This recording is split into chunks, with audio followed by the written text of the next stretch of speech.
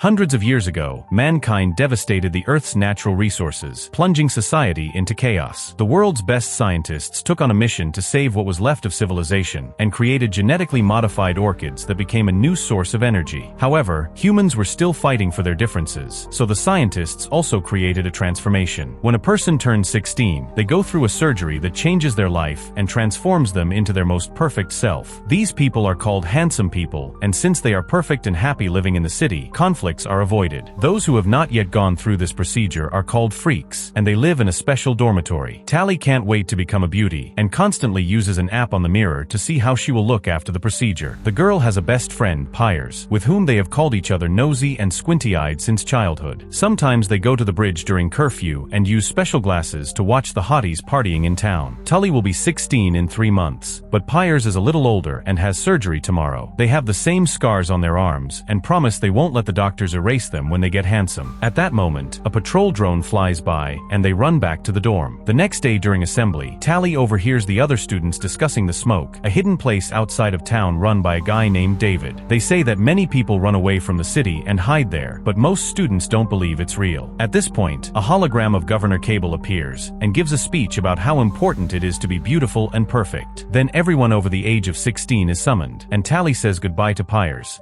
telling him to meet her on the bridge in a month. In the evening, Tally watches the fireworks over the city and remembers the day she met Pyers. Her parents had just dropped her off at her dorm, and Pyers was standing in line behind her. They exchanged nicknames, hit it off, and quickly became best friends. One day Pyers accidentally cut his hand while taking a tablet from Tally, and she got the same scar, after which they promised to be friends forever. As the days go by, Tally is still as used to going to class and looking at herself in the mirror. She checks her interface ring often, but there are no messages from Pyers. A month later, Tally uses her ring to open a window, and leaves it because it has a beacon in it. Sneaking around, she makes it to the bridge, but Pyers never shows up. Worried, she uses a rope to climb the bridge, and climbs dangerously underneath until she reaches the town. She sneaks around hiding behind plants, but when one of the party drops the mask, Tally grabs it and puts it on. The mask puts a hologram on her body, and it appears that she is in a masquerade costume. Now Tally is able to get to the party, and she is amazed at the decorations. Eventually, she finds Pyers, who looks completely different and doesn't recognize her. Tully takes off the mask and asks why he didn't come to the bridge, and Pyers explains that things are different now, and he doesn't know how he should interact with her anymore. Tully can't believe what she's hearing and realizes how much he's changed when she notices that his scar is gone. At that moment, the security system detects her presence, and Tally has to run away from the advancing guards. She gets stuck on a balcony, so she steals a special jacket and jumps. The fall turns out to be quite long, but the jacket causes her to bounce and land softly nearby. Tally then runs out of town, sneaking under the bridge again. When she accidentally pushes a rock into the water, a drone finds her and approaches to arrest her. Suddenly, her classmate Shay shows up and forces Tally onto a hoverboard so they can fly away and escape. The drone tries to chase them, but Shay is a fast rider who manages to get away from it by making lots of crazy turns in the woods. To thank her for her help, Tally sneaks into the kitchen and steals some snacks. The girls talk to each other about their experiences and how hard it is to be left behind when all of their friends are the first to turn 16. They realize they have identical birthdays and are glad they have a friend to be beautiful with on the same day. The next day, Shay brings a second hoverboard and tries to teach Tally how to use it, but she immediately falls off. At school, Tally is shocked that several girls bring Shay a book, as there are no more like it. The girls are impressed with the descriptions of outdoor survival and wonder if that's what smoke looks like. Tally takes the book, and the girls call her cool for her antics last night, which makes her angry because it means Shay told everyone about last night. She's afraid she'll be penalized and not get the surgery, but Shay assures her that the system wants everyone to be handsome. As the days go by, Tally reads a book, but she still dreams about the surgery. Shay continues to teach her how to use the hoverboard, and Tally responds by continuing to hack her ring to get extra food. Tully also shows Shay her beautiful drawings on the app, but Shay doesn't have an account. In fact, she's not thrilled with the operation at all. Eventually, Tally learns to fly well, and the girls start using their hoverboards on crazy jumps to have fun. When Tully returns the book to Shay, she says she wishes she could be out in that beautiful nature, and Shay mentions that it wouldn't be so bad not to have the surgery, but Tully thinks that's nonsense. Suddenly, Shay mentions the Smoke and leads Tully into the woods. Leaving their rings on branches, they cross the border by riding hoverboards across the river. Eventually, they reach the ruins of an old city, and Shay tells Tully about ancient items such as an amusement park. Shay then leads Tully to an abandoned building and tells him the truth. The smoke is real, and David will arrive soon. Shay's canceling the surgery and leaving tonight, so she wants Tully to go with her. However, Tully refuses her, saying she doesn't want to be free but wants to be beautiful. A frustrated Shay gives her directions to the smoke in case Tully changes her mind. She hugs her and rides off on her hoverboard, following David's signs of fire in the building. The next day is Tully's birthday, and she goes to the clinic for surgery. However, everyone but her is called there. Then a security guard takes her on a plane to Dr. Cable, who explains that Shay is missing. Tully says she doesn't know anything, but Cable sees her vitals on the screen, which show that she's lying. Cable tells Tully that Shay is in danger because David brainwashed her, and he's known for holding people against their will. When Tully insists she doesn't know anything, Cable sends her back to the dorm without performing the surgery. During the night, Tully hears a noise and is surprised to see Pyers appear at the window. Tully tells her what happened, and Pyers thinks she should tell Cable everything she knows so they can finally be together. The next day, Tully is brought back to Cable, who tells her that David is developing a weapon to attack the city, so she needs Tully to infiltrate the smoke. Tully agrees to help, and Cable promises that if she succeeds she will get the operation. She also gives Tully a necklace that flashes in her eyes, which she must activate when she finds the location of the weapon. Tully then follows Shay's instructions, and rides a hoverboard through an old amusement park for several miles. Eventually she finds a gap and falls into the woods, but is caught by a force field. There she finds abandoned railroad tracks that she must follow to find the smoke. For the next few days Tully survives in the wilderness as she read in the book, and enjoys nature like never before, and she also manages to climb a mountain. The railroad tracks have a big gap in the middle of the chasm, so she gets back on the hoverboard and takes a big jump that stops the board. Tully starts to fall very fast, but before she hits the ground, the hoverboard is triggered again, and she finds herself on the other side of the chasm. Now she has to wait in the field of flowers as the instructions said. Meanwhile, Cable brings Pyers to her office and tells her that he came to her dorm last night because she asked him to. Pyers says that it felt good to be in the city, like he could think clearly again. Then Cable announces that the chosen ones have been chosen for a new procedure, and Pyers agrees to enter the surgical machine to get a body enhancement. That night, Tully awakens from a smoke-induced cough. She discovers the field is on fire and doesn't know what to do, but suddenly a mysterious man picks her up and carries her away. It's David who starts checking Tully and her belongings for beacons. He finds one in the hover and removes it, but his scanner doesn't react to the necklace. At the same time, Cable's men get a signal that the beacon has been removed, and she sends men to scour the neighborhood. In the morning, David and Tully make it to the smoke outpost, where Tully is reunited with her friend. Shay is very happy to see her, but Croy is suspicious. The group sets up camp for the night, and Shay asks about the necklace, and Tully pretends it's a gift from Pyers. Tully is surprised that Shay is happy after what Cable said, and tries to express her concern, which makes Shay think she came to convince her to come back. An argument ensues, and Tully agrees to give Smoke a chance. The next day, Tully learns that the fires are being set to burn orchids because they are actually poisonous and destroy everything planted in them. Tully doesn't believe him, and says that orchids were the solution to the clean energy problem. But David explains that this is a lie from the government, and that the flowers are turning the planet into a wasteland. He wants to take Tully with him on a mission to prove it, and Croy protests, but Shay vouches for her. The group has an old helicopter that they fixed up with solar panels. Then they set off on a flight. Tully can now see the area where orchids used to grow, but is actually a desert. Using a flamethrower, Shay burns down as many orchids as she can. At this point, Croy's tablet detects that someone is approaching, and David lowers the helicopter to hide in the smoke. The motion causes the rope holding Shay to loosen, and she falls. Cable scouts are closing in, so Tully ties a bag to the end of the rope and drops it to get down. The helicopter begins to lose altitude, and Tully searches for Shay amidst the flames. Luckily, she finds her, and when a scout tries to get closer, Tully grabs the burning bag and throws it at him. The girls then hold onto the rope, and the helicopter flies away before the scout can grab them. After the group lands, Croy says that the scouts could only find them because of Tully, but Shay defends her, and David thinks that anyone who risks their life for Smoke deserves a chance. The group sets up camp, but Tully can't sleep because she keeps thinking about Cable and how she taught her how to manipulate the rebels. When she leaves the tent for a walk, she catches David swimming in the river and returns to the tent to hide her embarrassment. The next day, Tully is blindfolded and finally taken to the smokehouse where an entire community thrives in the wilderness. Hallie thinks it's harder than in the city, but she admits that food tastes better when you grow it yourself. Even the old people have to work, so things have to be shared or exchanged. Most importantly, everyone lives here by their own free will. The railroad rails are recycled to make tools, but no weapons are made because they are pacifists. One afternoon, Tully finds a strange door and tries to look inside, but Croy catches her red-handed and chases her away. Tully starts using tools to help with the railroad work, tastes spicy food for the first time, and participates in campfire dances. After a while, David teaches Tally how to use a hunting crossbow, and they enjoy spending time together. It takes her a few tries, but she eventually hits the target. On the way back, David explains that he's never seen the city because he was born in the wilderness and raised with his family. Tally is shocked to hear this, as she hardly knew her parents. David then gives her a pair of gloves. At this point, a member of the smoke returns from the burning orchid with a wound, and says that the scouts are still around. She also explains that these scouts were faster and stronger than usual. Shay then notices that Tally is wearing gloves, and says that it's very important. Items have different values, and David made these gloves, so by giving them to Tully, he implies that he likes her. Shay tells Tully to make her choice, and stop playing with them. The next time Tully and David go for a walk, the girl mentions that she's heard rumors of a weapon that's supposed to destroy the town. But David takes her with him to a house far from the camp. There she meets David's parents, Oz and Maddie, who guard all the books. They used to work as cosmetic surgeons for the government, and a few tests made them suspicious, so they start investigating. Turns out the physical changes were just a cover-up to hide the fact that people were having their brains altered as well. Becoming beautiful meant becoming dumb and slow under a fake sense of happiness, so the state could easily keep them under control. The operation also killed a lot of people, which was kept secret. When Cable realized that Oz and Maddie knew the truth, she stole all their research. People who work for the government, such as doctors, have been given a drug to help them think clearly while working, so David's parents decide to flee the city and grow old normally in the woods. They are looking for a way to recreate the cure, but they don't have the synthetic component, so they only have the basic serum. This is the so-called weapon that could destroy the city. After the meeting ends, Tully throws her necklace into the fire, preferring to stay with the smoke. She also tells him that she has done terrible things, but he doesn't care because she's a new person now, and then they kiss. The necklace bursts into flames. In the morning, the city planes come in and open fire on the smoke. Everyone starts to run away, and the scouts chase after them, but fall into traps already set. Unfortunately, they are too fast and strong, so the traps are not enough to stop them. Soon they capture every rebel in their path, including Shay. Tully and David find shelter, and the guy wants to go to help. However, the girl stops him as they are too strong. The duo make their way to the place where all the captives are being rounded up, and Tully is horrified to discover that Pyers has become a scout. Oz and Maddie are captured just as Cable arrives and demands to know where David is. The parents refuse to talk, and Cable orders Pyers to kill Oz. David and Tully run out to stop him, but it's too late. Cable then tells everyone that Tully worked for her, and all the rebels begin to despise the girl. While everyone is distracted, Maddie hides the serum in David's pocket. When Cable announces that everyone is going to have surgery, Tully runs to the supply hut and starts a fire. She also grabs a crossbow and escapes through a window while a scout tries to get inside. Suddenly, the fire causes an explosion that throws the scout back, and David manages to escape. The scout chases after him, but Tully stops him with an arrow. Pyers wants to join the chase, but Cable announces that they are leaving. Some scouts destroy Maddie's research and set the area on fire, while others push all the prisoners into the plane. After they leave, David gathers the few supplies he has managed to find for the rescue mission. Tully tries to approach him, and he attacks her with a knife, barely stops himself from stabbing her. She wants to help him save the others, but he says he doesn't trust her anymore.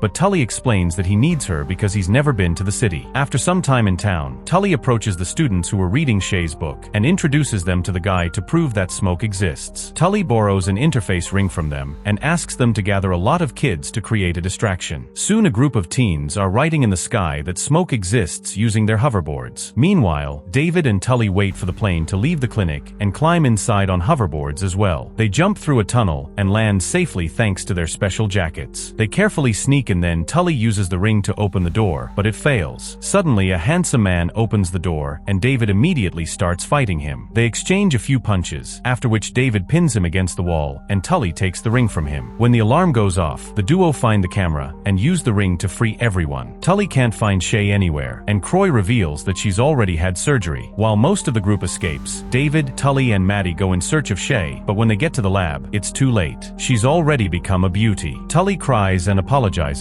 but Shay swears she likes it. That's when Cable and Pyers come in and force the trio into the machine so they can finally do the surgery. The process begins, but before the needles start cutting, a rebel helicopter appears outside and Croy opens fire with a flamethrower. Cable and Pyers are forced to flee. The machines are damaged, the system fails, and the operation is halted. The trio goes outside, Tully grabs Shay, and Maddie retrieves the component she needs from the closet. The group runs to the roof and finds Pyers there. Tully tries to talk some sense into him, him, using their nicknames and pointing out that the shard of glass has caused him to have a scar again. Pyers gingerly touches Tully's face, and David thinks it's an attack, so he pounces on Pyers and tries to fight him. Pyers is too strong and keeps beating him up, but Tully uses a hoverboard to move quickly and knocks Pyers off the roof. The guy clings to the edge of the building and says her nickname, then falls into a waterfall. The group then escapes on hoverboards and sees other teens making drones explode in the sky. They hide out in an abandoned town, and Maddie takes the serum from David's pocket to finish making the cure. However, she can't be sure if it will actually work or if it will have bad side effects on the brain. Shay doesn't want to take the drug, and she refuses to force it on anyone, so Tally volunteers to be a test subject. She'll give in and let them do the surgery so she can take the drug afterward, promising to leave a sign for them to find out if it works. The plane and Cable approach, saying goodbye. The group flees and Tally allows the scouts to arrest her. Sometime later, Tally is a perfect hottie living in a swanky apartment. She swears she likes being like this, but the scar on her arm shows that she is still being herself and lying as a spy.